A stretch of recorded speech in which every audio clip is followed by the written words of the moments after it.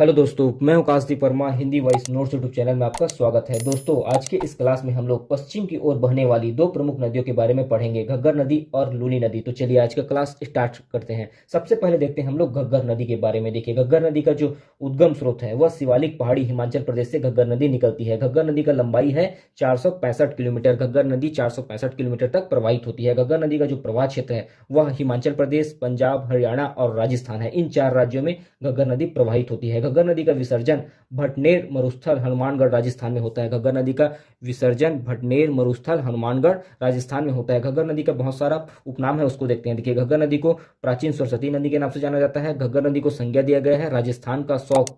ठीक है, घग्गर नदी को मृत नदी, हरका नदी, नट नदी, नाला नदी और सोतर नदी के नाम से भी जाना जाता है। देखिए, घग्गर नदी का उपनाम है प्राचीन सरस्वती, इसी को घग्गर नदी को ही कहा जाता है राजस्थान का शौक। घग्गर नदी को मृत नदी, हरका नदी, नट नदी, नाला नदी और सोतर नदी के नाम से जाना जाता है। उसके बाद देखते हैं घग्गर नदी की सहायक नदी। ठीक है, देखिए, घग्गर नदी का सहायक नदी है कौशल्या नदी, मारकुंडा नदी, टांगरी नदी। ये सब घग्गर नदी की प्रमुख सहायक नदी है। उसके बाद देखते हैं बहुत सारी जो सिंधु घाटी सभ्यता है वह घग्गर नदी के तट पर बसा हुआ है। उसमें से प्रमुख है कालीबंगा सभ्यता, पीलीबंगा सभ्यता और रंगमहल सभ्यता। ये सब सभ्यताएं घग्गर नदी के तट पर स्थित है। उसके बाद घग्गर नदी के पर पड़ने वाला प्रमुख झील देखते हैं। देखिए, तलवाड़ा झील घग्गर नदी के तट पर स्थित है। इसका जो लंबाई है, तलवाड़ा झील का जो लंबाई है वह 7 किलोमीटर है और तलवाड़ा झील को राजस्थान का सबसे नीची झील कहा जाता है। ठीक है, उसके बाद कुछ महत्वपूर्ण तथ्य देखते हैं। देखिए, जो घग्गर नदी है वो आंतरिक अपवाह तंत्र की सबसे बड़ी नदी है। घग्गर नदी आंतरिक अपवाह तंत्र की सबसे बड़ी नदी है। घग्गर नदी भटनेर के मैदान में विलुप्त होने के कारण इसे मृत नदी कहा जाता है। देखिए, घग्गर नदी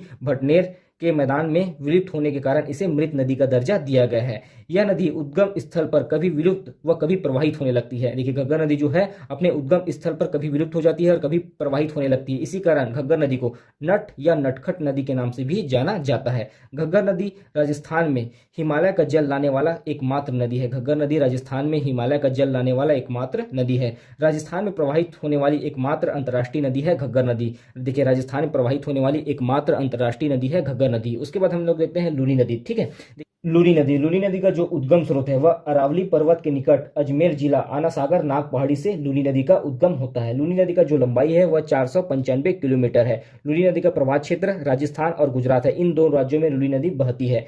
लूनी नदी का विसर्जन कच्छ का रण गुजरात में होता है। लूनी नदी का संस्कृत नाम है लवणगिरी नदी। इस नदी का प्राचीन नाम है लवणवती नदी। और भी लूनी नदी के उपनाम है, उसको देखते हैं। देखिए, लूनी नदी को मारवाड़ की गंगा, सागरमती नदी, खारी और मीठी नदी, अंतः सलीला नदी कहा जाता है। और यह अंतः सलीला नदी महाकवि कालिदास के द्वारा कहा गया है। उसके बाद देखते हैं हम लोग लूनी नदी की प्रमुख सहायक नदी। देखिए, लूनी नदी की प्रमुख सहायक नदी है जोजड़ी नदी, बाड़ी नदी, लीलड़ी नदी, सोकड़ी नदी, जवाई नदी और मित्री नदी। ये सब लूनी नदी की प्रमुख सहायक नदी है। उसके बाद कुछ महत्वपूर्ण तथ्य देखते हैं। देखिए, यह नदी उद्गम स्थान से बड़ोतरा तक का जल मीठा होता है। देखिए, लूनी नदी का जो जल है वह उद्गम स्थान से बड़ोतरा तक का जल उसका मीठा होता है। उसके बाद उसका जल खारा हो जाता है, जिसके कारण लूनी नदी को खारी और मीठी नदी का दर्जा दिया गया है। ठीक है, लूनी नदी भारत में मरुस्थल की सबसे बड़ी नदी है और यह पूर्णतः बरसाती नदी है। देखिए, लूनी नदी जो है भारत में मरुस्थल की सबसे बड़ी नदी है और यह पूर्णतः बरसाती नदी है। तो इस पार्ट में हम लोगों ने घग्गर नदी और लूनी नदी के बारे में पढ़ा। अभी के लिए इतना ही, मिलते हैं नेक्स्ट पार्ट में। धन्यवाद।